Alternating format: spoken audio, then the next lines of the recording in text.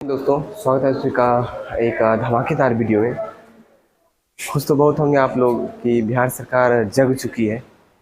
इसलिए मैं बोल रहा हूँ कि कंटिन्यू वैकेंसी पे वैकेंसी आ रही है। और कैसे कंटिन्यू वैकेंसी पे वैकेंसी आ रही है, अभी कुछ ही दिन पहले 21,391 पोस्ट पे बिहार पुलिस की वैकेंसी आई थी। और अभी कुछ देर पहले बीएसएससी जो इंटर स्तरीय है यानी इंटर लेवल पे वैकेंसी आई है लगभग 11,000 कुछ पोस्टों के लिए। और फिर कुछ दिन बाद यानी अक्टूबर के स्टार्टिंग में बिहार दरोगा की 1200 समथिंग वैकेंसी आने वाली है। तो बिहार सरकार तो जग चुकी है, बाकी आप लोग जगे हुए हैं या नहीं जगे हुए हैं ये आप लोग खुद ही जानते होंगे। और बीएसएससी की वैकेंसी जल्दी नहीं आती है। 2014 में इंटर वाली वैकेंसी हुई थी, उसके बाद ग्रेजुएशन लेवल की वैकेंसी अभी कुछ दिन पहले हुई थी, जिसका प्रोसेस अभी चल ही रहा है। तो बीएसएससी की वैकेंसी आपको जल्दी नहीं मिलेगी। तो आज हम लोग इसी विषय में बात करेंगे, बीएसएससी की वैकेंसी के बारे में पूरी डिटेल में बात करेंगे। नोटिस आ चुकी है तो नोटिस से रिलेटेड ही बात करेंगे, और जो भी ऑथेंटिक बात होगी सारी बात करेंगे। सिलेबस, उम्र, जितनी भी चीज़ें सब बात करेंगे, लेकिन हम लोग बात करेंगे मोबाइल स्क्रीन के थ्रू नोटिफिकेशन ऑन करके। ठीक है, तो चलिए मिलते हैं मोबाइल स्क्रीन पे। तो दोस्तों आ चुके हैं मोबाइल स्क्रीन पे। अब हम लोग इसके बारे में डिटेल में बात करेंगे। मैं इसलिए फेस से नहीं बताया क्योंकि कुछ गलती हो जाता है। जब नोटिफिकेशन आ ही चुकी है तो नोटिफिकेशन के थ्रू ही बात करना उचित रहता है, इसलिए। तो चलिए शुरू करते हैं इसके बारे में। सबसे फर्स्ट आप देख सकते हैं बिहार कर्मचारी चयन आयोग। ठीक है, इंटर स्तरीय पदों पर नियुक्ति हेतु आयोजित की जाने वाली द्वितीय इंटर स्तरीय संयुक्त परीक्षा, मतलब ये द्वितीय हो रहा है, इससे पहले सिर्फ 2014 में एक हुआ था। ठीक है, और नेक्स्ट आगे बढ़ते हैं। देखिए यहाँ दिया हुआ विज्ञापन संख्या 2/2023। ठीक है, ऑनलाइन प्रारंभ करने की तिथि कौन सी है? 27/9/2023 से इसका प्रारंभ हो जाएगा एप्लीकेशन फॉर्म भराना। और आवेदन जो अंतिम तिथि है वो है 11/11 यानी 11 नवंबर 2023 तक आप फॉर्म भर सकते हैं। इसमें कितने पोस्ट हैं आप ये देख सकते हैं आपके नज़र के सामने।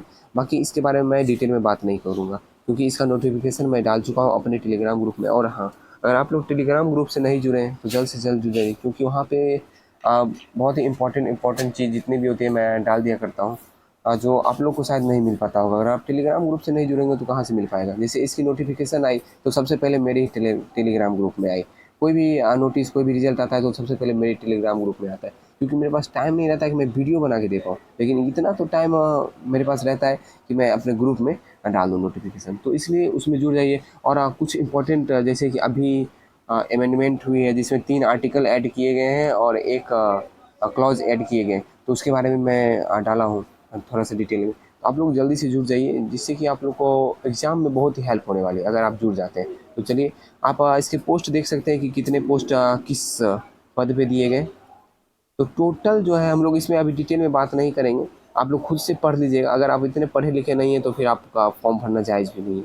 आप उतने पढ़े लिखे ज़रूर होंगे कि आप समझ सकें कि कौन से पोस्ट के लिए कितने पद दिए गए। ठीक है, तो आप देख सकते हैं टोटल पोस्ट जो है 11,098 पोस्ट है। ठीक है, टोटल पोस्ट कितने?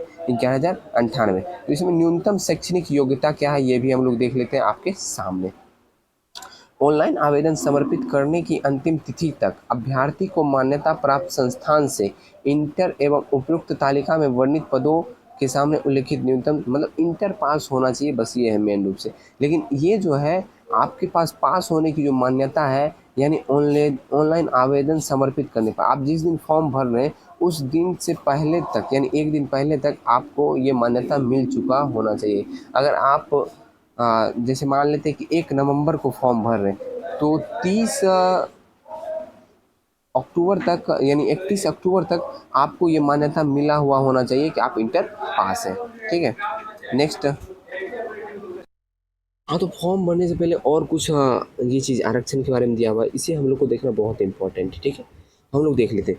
ऑनलाइन आवेदन करते समय नियत प्रविष्टि के अधीन इंगित आरक्षण का दावा नहीं करने पर किसी भी परिस्थिति में आरक्षण का लाभ नहीं होगा। जैसे कि आप अगर EWS हैं, SC हैं, ST हैं, तो ये चीज़ आपको ऑनलाइन आवेदन करने वक्त ही शो करना पड़ेगा। ठीक है, सामान्य प्रशासन विभाग के परिपत्र संख्या 70 दिनांक 11/6/1996 एवं बिहार अधिनियम 15/2023 मूल के आलोक के राज्याधीन सेवाओं में आरक्षण का लाभ राज्य के मूलवासी को ही देय है। मतलब अगर आप बिहार से हैं तभी आपको आरक्षण दिया जाएगा। बाकी अगर आप अनदर स्टेट से हैं तो आपको आरक्षण नहीं मिलेगा, जो कि यहाँ पे साफ साफ लिखा हुआ है। बिहार राज्य के बाहर के निवास अभ्यर्थी को आरक्षण का लाभ दे नहीं होगा। ऑनलाइन आवेदन समर्पित करते समय अस्थायी निवास प्रमाण पत्र नंबर, तिथि तथा निर्गत करने वाले प्राधिकार का पदनाम अंकित करना होगा। इसे काउंसलिंग के समय प्रस्तुत करना अनिवार्य होगा।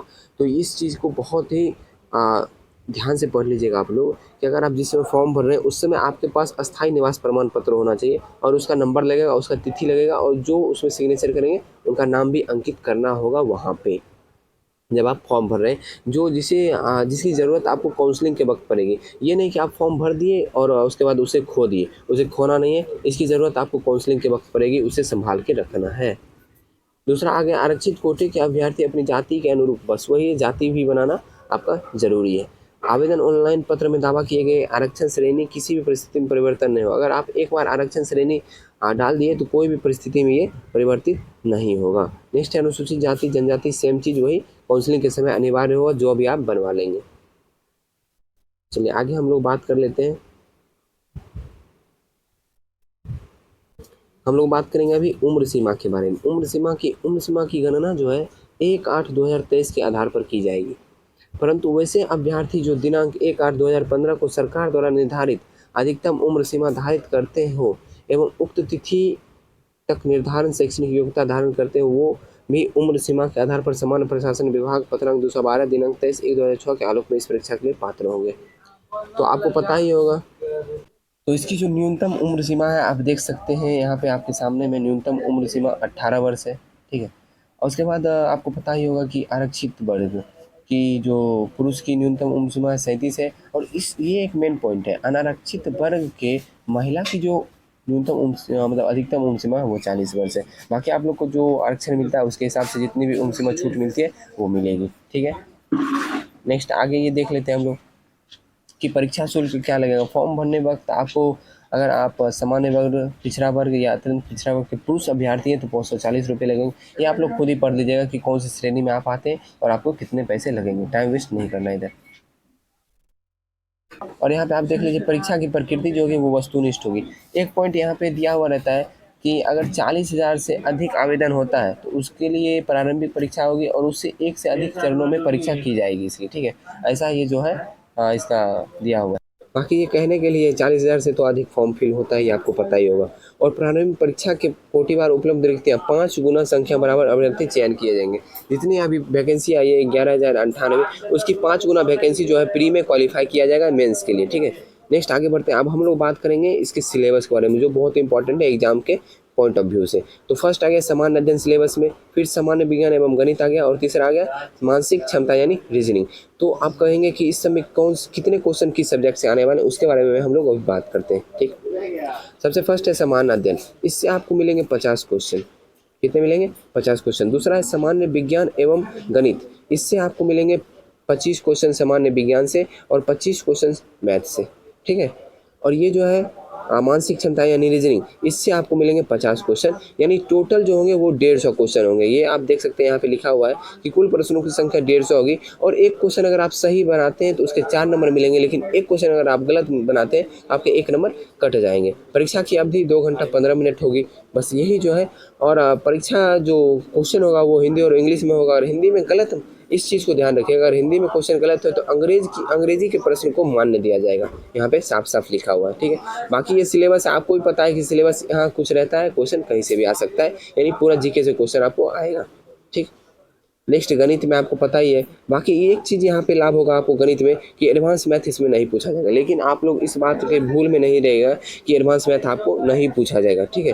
पूछा ही जाता है लेकिन हल्का पूछा जाता है, तो इसको ध्यान में रखते हुए ऐसा नहीं कि पढ़ना ही नहीं है, थोड़ा बहुत पढ़ लेना है जो फॉर्मूला रिलेटेड एडवांस मैथ रहता है उसे, ठीक है। बाकी रीजनिंग पूरा कवर करना पड़ेगा आपको। नेक्स्ट आ गया यहाँ पे क्वालिफाइंग मार्क्स। क्वालिफाइंग मार्क्स जो है सामान्य वर्ग के लिए 40% है, पिछड़ा वर्ग के लिए 36.5% है। ये सभी आपके सामने है, बाकी ये एक ढोकला है, इससे कोई फ़ायदा नहीं होने वाला। 40%, 35% ये सब कुछ नहीं। देखिए ये है कि अगर आप 40% से कम लाते हैं तो आप डायरेक्ट डिस्क्वालीफाई, मतलब आप क्वालिफाई हो ही नहीं सकते, ऐसा डायरेक्ट बोला जाता है, ठीक है, चाहे कट ऑफ कितना भी जाए। लेकिन अगर आप 40% से अधिक लाते हैं उसके बाद उसकी कट ऑफ बनेगी और कट ऑफ को क्रॉस करते हैं तब आपका मेरिट बनेगा या फिर प्री क्वालिफाई होगा, ठीक है, ऐसा रूल है। तो आपको मैंने पहले भी बता दिया, ऑनलाइन आवेदन करने की तिथि जो है 27/9/2023 है और अंतिम तिथि कौन सा है 11/11/2023।